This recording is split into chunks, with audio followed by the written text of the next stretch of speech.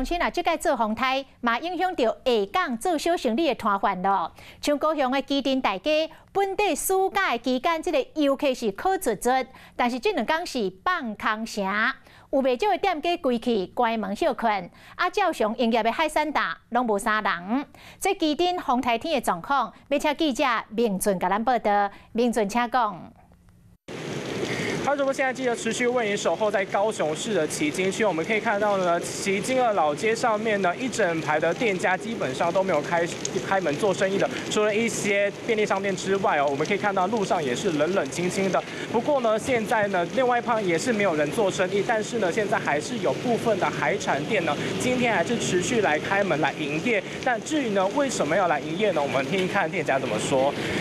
哎，姐姐，我们问一下，我说今天呢、大概来客量的状况是怎么样？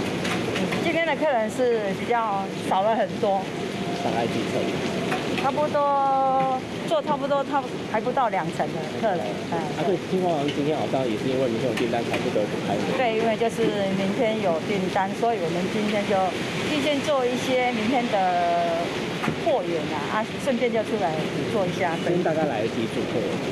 差不多6、7组吧，但是比平常比起来少很多啦。因为平常我们像这个，我们差不多要做到楼上去了。对啊，不客气。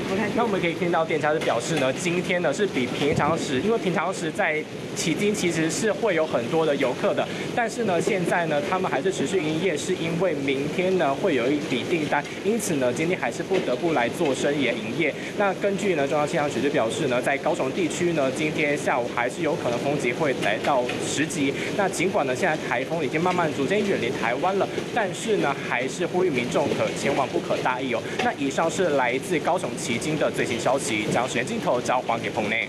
Hello， 我是林明瑞。想要抢先掌握最及时的新闻资讯吗？赶快订阅、按赞、开启小铃铛，锁定我们华视新闻的 YouTube 频道。